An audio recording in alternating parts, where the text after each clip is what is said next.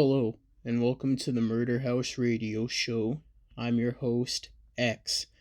On this show, we will be covering serial killers, mass shooters, disappearances, true crime, and the most deplorable things and people in history. All that good, dark stuff. The Murder House Radio Show will be a radio show / podcast. I'll be uploading videos every Friday at 4 p.m. Mountain Standard Time. Make sure you hit the like and subscribe button. Once you hit the subscribe button, hit the bell notification and select all to get all notifications if you're viewing on YouTube. And hit follow if you're listening on a podcasting platform. So sit down, get comfortable, grab some coffee or whatever your preferred beverage is, turn off the lights, and enjoy the show. Hey guys. Hope you had a good July, and let's get this August started with a good podcast, I'm guessing. So I hope you had a good week and you're having a good Friday. So if you wish to ask for some advice to be covered at the end of the podcast / broadcast, email the podcast email in the description. Also, the links for the sources will be in the description below. So, go check those out if you would like. But, yeah, I pre-record these. So, today's episode is coming out, is being recorded on April 12th, 2020. So, there is that. Still got nothing better to do. Got a tattoo coming in a week or two or whatever, getting my sleeve done. So yeah, there is that. But yes, I'm having a good day so far when I'm recording this, and life isn't all too bad. Feeling better-ish mentally, so that's all good. But yeah, so without any further ado, let's get into today's episode. Today's episode will be on Ivan Robert Marco Milat. Ivan Milat. He was born December 27th, 1944, and he's Australia's most prolific serial killer.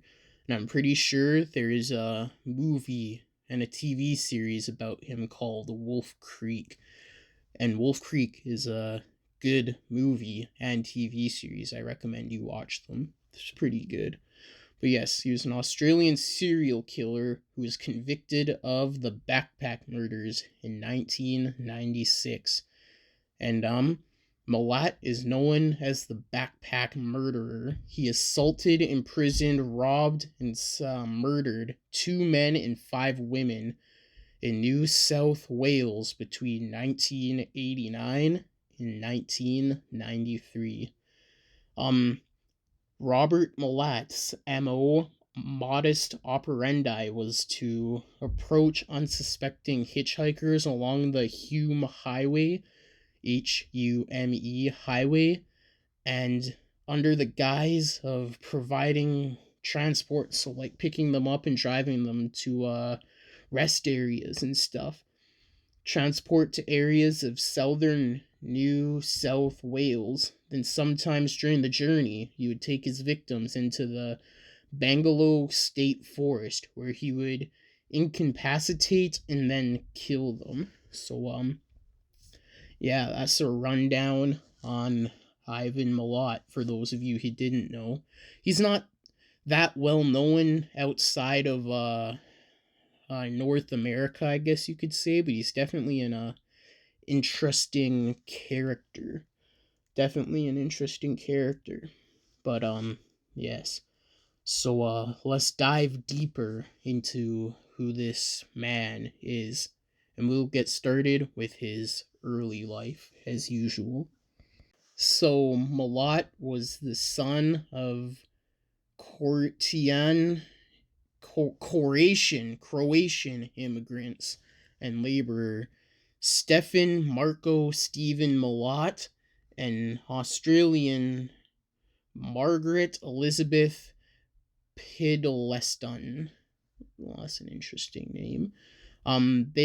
She was married when she was 16. Oof, so underage arranged marriage most likely. I watched this thing on arranged marriages, just kind of messed up. Like my thing on that is if you're getting married underage, you should be getting married to someone else who is also underage, and the limit should be 16. So like say you're 16 getting married to someone who's 17, that should be the limit. Anywhere in between there, you shouldn't be allowed to get married to someone who is over the age of 17, 18. So not anyone who's an adult or whatever. And then there should also be ties or whatever, like if you're getting married to someone, and then since you were married as a child, you should have more leeway to get out of the marriage and resume your life as normal with as little bullshit as possible, if that makes sense. But let's get back into this. Um Milat was the fifth of 14 children. Holy shit. And the growing family lived first in Bosley Park before moving to Liverpool.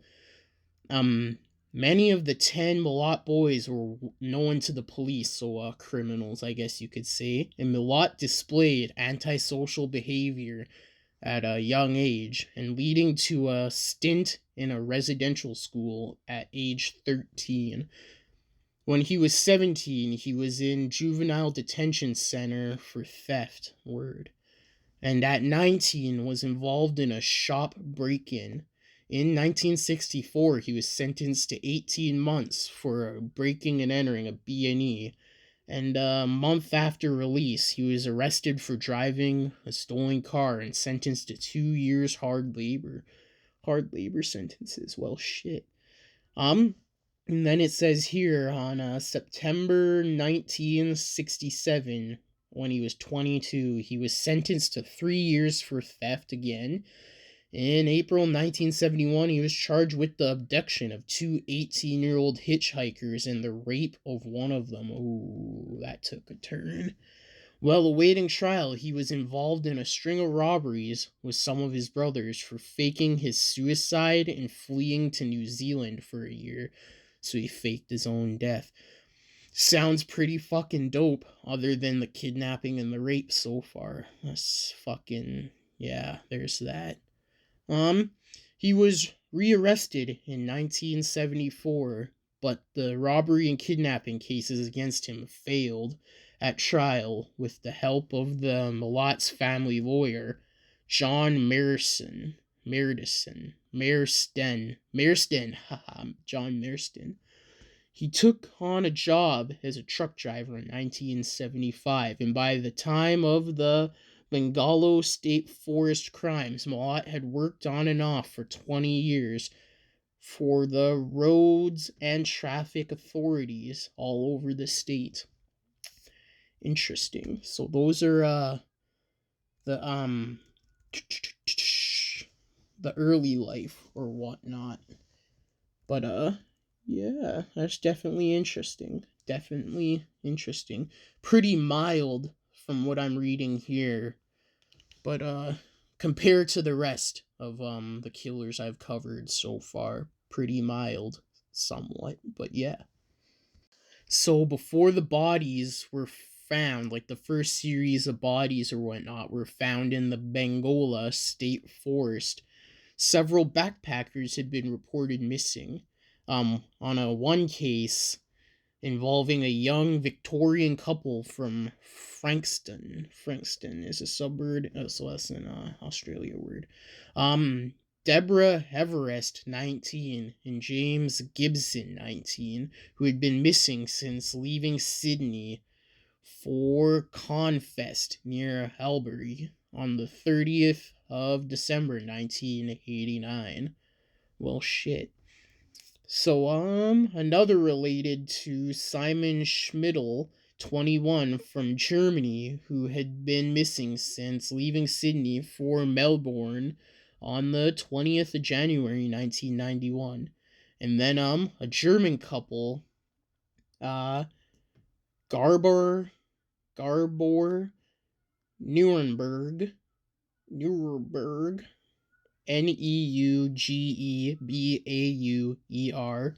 21, and Anja Habschind, fuck's sake, some Habschied,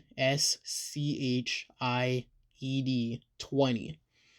So they had disappeared after leaving King's Cross Hostel for Milborough on the 26th of December 1991.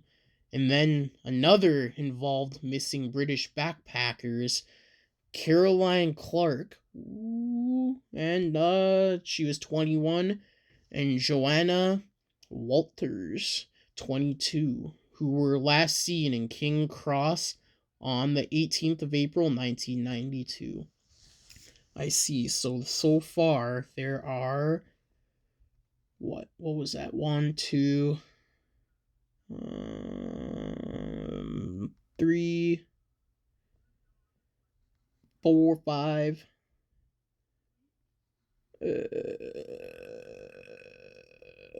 6, 7. About 7 so far. But yes. I think it would be cool as fuck to learn German, though. One day, you might just hear me speaking German on the podcast out of nowhere, just like this, talking in English, and then just start speaking fucking German. But, yes, so those are the 7-ish victims so far. But, yes, the discovery of the victims. So on the 19th of September, 1992, 2 runners discovered a concealed corpse while orienteering in Belangola. So the forest where they were found, or The following morning, police discovered a second body 30 meters from the first. Well, shit, so 30 meters is 98 feet. Police quickly confirmed via dental records that the bodies were those of Clark and Walters, so a search of the area failed to uncover any of the other missing backpackers. Interesting. Well, shit. So then in October 1993, a local man searching for firewood discovered bones in a particularly remote section of the forest. He returned with police to the scene where the bodies were quickly discovered and later identified as Gibson and Everest. So that is 4. The presence of Gibson's body in Mongolia puzzled investigators as his camera and backpack had previously been discovered at Gastelone Gorge, over 120 kilometers, 75 miles to the north. Well, shit, and then there's that. And then on November 1st, 1993, a body was found, a skeleton was found in a clearing along a fire trail in the forest during a police sweep, okay? The body was later identified as that of Schmidl. Clothing found at the scene was not Schmidl's, but matched that of another missing backpacker, Habschind. On the 4th of November 1993, the bodies of Habschind and Nuremberg were found on a nearby fire trail in shallow graves 50 meters apart. Well, there is that. Interesting stuff. So, examination of the bodies showed evidence that some of the victims had been tortured and didn't die instantly from their injuries. So, on response to this, on October 14th, 1993, Task Force Air, containing more than 20 detective and analysts, was set up by the NSW Police, New South Wales Police Force. So they were lickety split on this, I'm guessing here it looks like. So on the 5th of November 1993, the NSW government increased the reward in relations to the killings to $500,000. Well, shit. After developing their profile of the killer, the police faced an enormous volume of data from numerous places. Um, Investigators applied ink analysis technology, and as a result, the list of suspects was narrowed from a short list of 230 to an ever shorter list of 32. So before the ink analysis or whatnot, the list was 230, and then they narrowed it down to 32 word. But ink analysis on what though? What the hell? But speculations came about that the crimes were the work of several killers, given that most of their victims had been attacked while as in pairs, had been killed in different ways, and been buried separately. So November 13th, 1993, police received a call from Paul Owens, age 24, in the UK. On the 25th of January 1990, Owens had been backpacking in Australia, and while hitchhiking from Liverpool Station, towards Mildura, had accepted a ride south of Casula from a man known as Bill. South of the town Mittagong, Gong. So Mittagong, in less than 1 kilometer from Belagol, the forest, Belagol State Forest.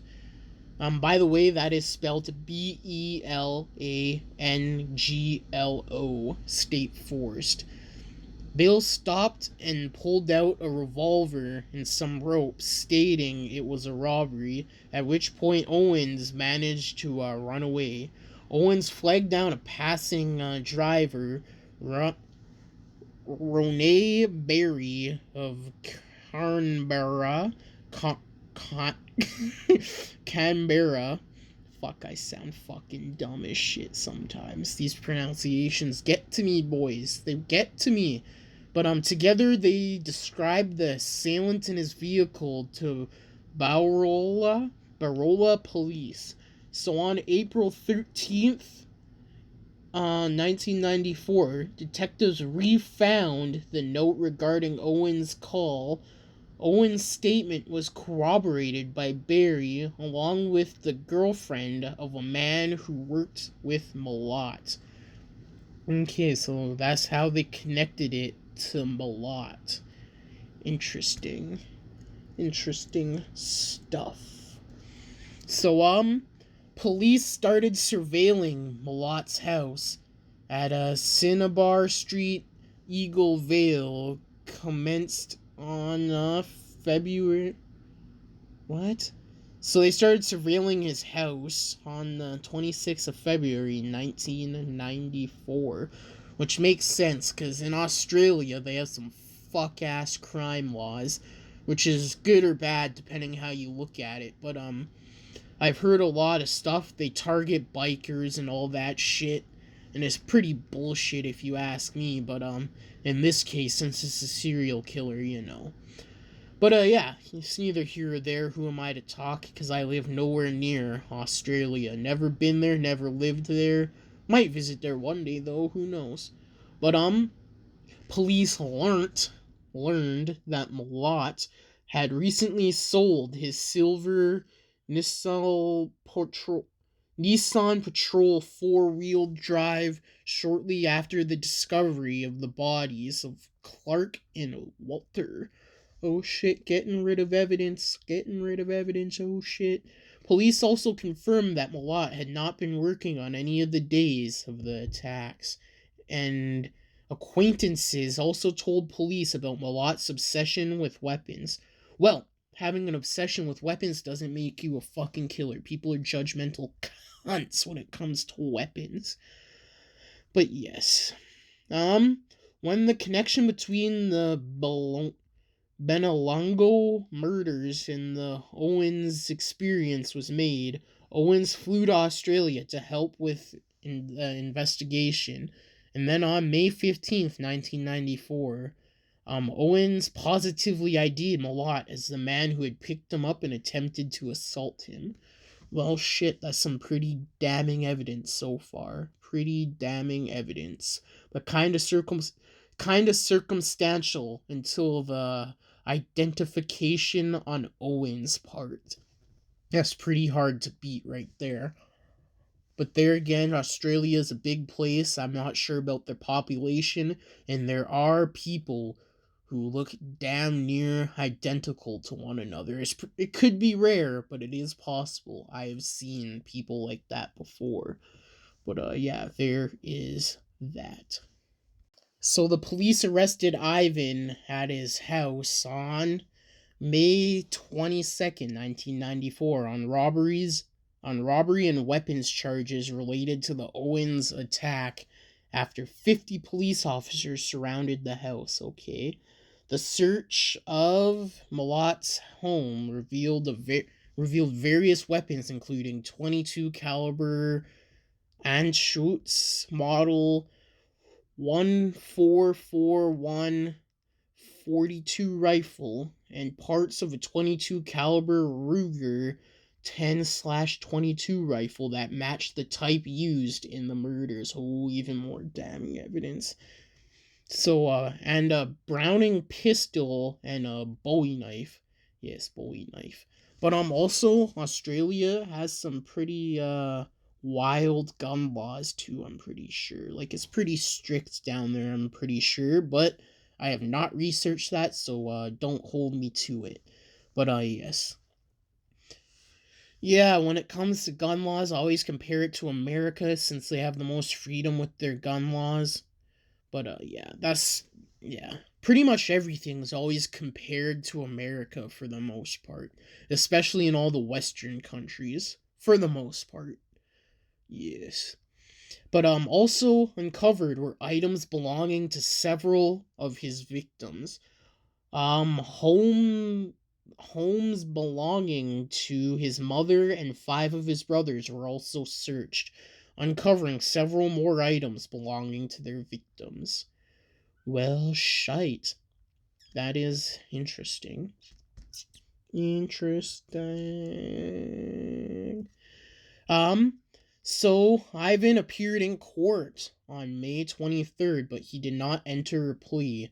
On the 31st, Milat was also charged with the 7 backpack murders, and Ivan sacked his defense lawyer, Martison, on the 28th of June and sought legal aid to pay for his defense. Okay? Meanwhile, his brother Richard and Walter were tried in relation to weapons and drugs and stolen items found on their properties. Well, shit. So, a committal hearing of Milat regarding the murders began on the 24th of October and lasted until the 12th of December. So only a couple months, word. During of which 200 witnesses appeared based on their evidence. At the beginning of February 1995, Milat was remained in custody until June of the same year. Word. I wonder where the fuck they got 200 witnesses from. Holy shit. Because these murders took place in the fucking woods. But I'm guessing maybe the police could fucking be witnesses as to what they saw in his house. And maybe like the crime scene witnesses or whatever. Like the people investigating the crime scene. I'm not sure. I'm not sure how Australia works. So, if you're from Australia, let me know in the comments below. And if you have any insight to any of this shit, let me know. It would be interesting to hear. So, the trial opened at the Supreme Court of New South Wales on the 26th of March, 1996, and was prosecuted by Mark Tedshee.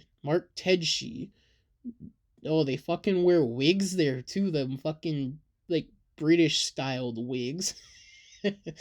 um, but his defense argued that in spite of the evidence, there was no non-circumstantial proof Milat was guilty, and attempted to shift the blame to other members of his family, particularly Richard. Fucking greasy. The only non-circumstantial evidence I could see is the positive identification by the Owens character, if that's his name. But yeah, that's the only evidence I could see that really stuck. But that's not in relation to the murders.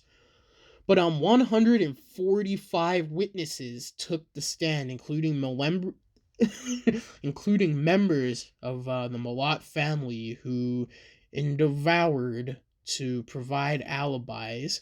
Endeavored to provide alibis. Fuck around, boys. So on June 18th, Milat gave evidence himself. Okay. On the 27th of July, 1996, after 18 weeks of testimony, Jesus, a jury found Milat guilty of the murders. He was given a life sentence on each count without the possibility of parole. So 7 life sentences, word. He was also convicted of the attempted murder, false imprisonment, and robbery of Owens, for which he received 6 years jail on each count. I'm guessing it just says 6 years jail each. So 7 life sentences plus 6, 12, 18, 24. Word. So 24 years plus 7 life sentences. Word up. Word up, my guy. Word up. So, on his first day, when he arrived to prison, Milat was beaten by another inmate. Almost a year later, on May 16th, 1997, he made an escape attempt alongside convicted drug dealer and former Sydney councillor Gregory Servas. The plan failed, and Servas was found hanging in his cell. The next day, Milat was transferred to a maximum security section at the Goulburn Correctional Center in Goulburn, New South Wales. Why the fuck wasn't he in maximum security to begin with? Holy. But in November 1997, he tried to appeal against his convictions due to breach of his common law right to legal representation. Okay. As established in Diet Rich 5, The Queen. Okay. However, the New South Wales Court of Criminal Appeals dismissed the appeal. And then in 2004, Milat filed an application with the High Court of Australia that he be allowed special leave to appeal on new grounds. The application for leave was ultimately dismissed. What the fuck does leave mean? Like, you get to leave the prison or whatever? That makes no fucking sense. Affirming the Court of Criminal Appeals decisions to disallow his initial appeal. Okay. And then on October 27th, 2005, in the NSW Supreme Court, Milat's final avenue of appeal was refused. And then 2006, 2 other application attempts were rejected, as was one in November 2011. So they kept true to keeping his ass in prison for the rest of his life. In 2001, following the opening of High Risk Management Correctional Center Supermax at Goulburn Correctional Center, Milat was transferred from maximum security section of the prison into one of its 45 new units. So he's transferred from max to supermax. Oh shit. In 2006, toaster and TV given to Milat in his cell caused public outcry. So they gave him a toaster and a TV. Word. What do you guys think prison should be like? Do you think they should get TVs, commissary, and all that stuff? Get to live relatively comfortably? Like, I do to an extent if they're only in there for like theft or some shit. Something like small and non-violent, sure. But if they're in there for some heinous ass shit, fucking make it hard on them. But there again, I could see like the argument, make it as hard on the inmates as possible so they don't want to fucking go back and they stop doing crime. I guess you could see it that way. But you gotta keep it humane, I guess you could say. Except if they did some heinous ass shit, then fuck out of here with that bullshit. So, on the 26th of January 2009, Milat cut off his little finger with a plastic knife, and he tried to mail it to the High Court of Australia to force an appeal. That's one way to fucking do it. He was taken to Goulburn Base Hospital under high security. However, on the 27th of January 2009, Milat was returned to prison after doctors decided surgery was not possible. Okay. Milat had previously self-harmed in 2001 when he swallowed razor blades, staples, and other metal objects. Jesus Christ. In May 2011, Milat went on a 9-day hunger strike, losing 25 kilograms in an unsuccessful attempt to be given a PlayStation. Jesus Christ. That's some juvenile ass shit right there. Give me a PlayStation, I'm not fucking eating. Fuck around.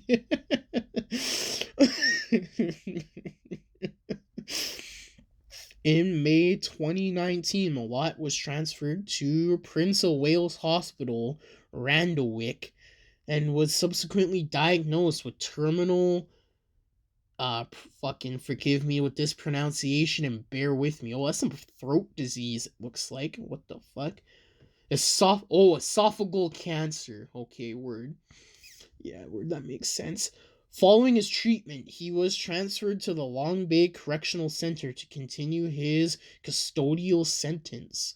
On August 9th, 2019, a terminally ill Milat was moved to a secure treatment unit located at the Prince of Wales Hospital following the loss of 20 kilograms in the previous weeks. Well, shit.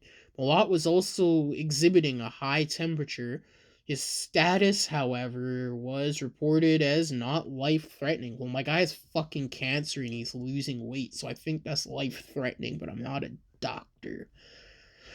So, on October 27th, 2019, Milat died from esophagus and stomach cancer at 4:07 a.m. within the hospital wing at Long Bay Correctional Center. He was 74 years old.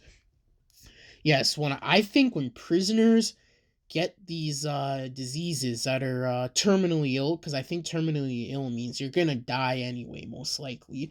But when they even get diseases in general that could be life-threatening, I don't think they do fuck all, especially if you're in there for life, because why the fuck would they want to keep paying for you kind of deal? Like, as much as they say to the press, oh, we give them care when they need it, blah, blah, blah, blah, blah. When they need it is literally when they're about to die, but even then they just let them die sometimes, or they just ignore them so they don't have to pay for them anymore. But yes, I've also heard that they need to keep a certain number of inmates to meet a quota or some bullshit, but there again, I'm basing this off of what I've heard from American prisons. But that could also be private prisons in America, but don't quote me on this because I'm not an expert. But prior to his death, Milat wrote a letter to his family requesting that his funeral be paid for by New South Wales government. The request was denied by NSW Corrections Minister Anthony Roberts. Instead, Milat's body was cremated with the full reimbursement of cost to be paid for from his prison account. Okay, so there is that. There is that. So he died of esophagus cancer and stomach cancer. That would fucking suck. But yeah, there is that. So it says here for his personal life that Milat met a 16-year-old girl who was pregnant by his cousin, and this was in 1975. They got married in 1983 and had one daughter of their own. However, she left him in 1987 due to domestic violence, and they divorced in October 1989. Well, shit. So he has one kid, and he was married once. Well, shit. But I wonder what drove him to do what he did. Like, why? Why? But yes, Milat was given a televised interview on Australian Story on the 8th of November 2004, in which he denied that any of his family had been implicated in the 7 murders. Okay. An emissary on the 7 network catching Milat screened in 2015 and focused on the murders of Task Force Air, who tracked Milat. Okay. It was loosely based on the book Sins of the Brother by Mark Whittaker and Les Kennedy. Okay. And then a book by Milat's nephew was written, and I think it's called The Milat Letters. Milat Letters. What did he write? Letters to people? What the hell? So there's a bunch of other shit here, like publishings and all that good stuff.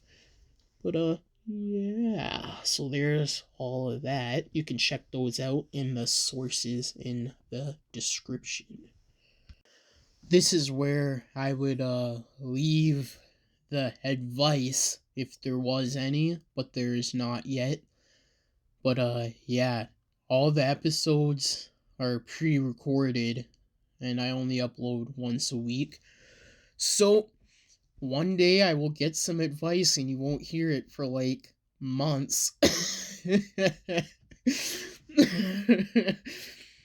But yeah, so there's that. But I will put it up when my next video goes up, when I share it everywhere. I'll be like, hey, leave some advice, like email me some advice or leave it in the comments or whatever, and I will get back to you in the podcast or whatever. And when I hit 1,000 subs, I can leave it on a fucking one of them community posts. But yes, that is all. So I hope y'all enjoyed the episode and all that stuff. And yeah, so that is Ivan Milat. Thank you for listening to this episode on the Murder House Radio Show. I hope you have a good rest of your Friday or whenever you are listening to this. Check out the social medias and the sources in the description below. Make sure you hit the like and subscribe button. Once you hit the subscribe button, hit the bell notification and select all to get all notifications if you are listening on YouTube. If you're listening on a podcasting platform, hit follow. Leave your suggestions for future episodes in the comments. See you next episode. This is your host X, signing off.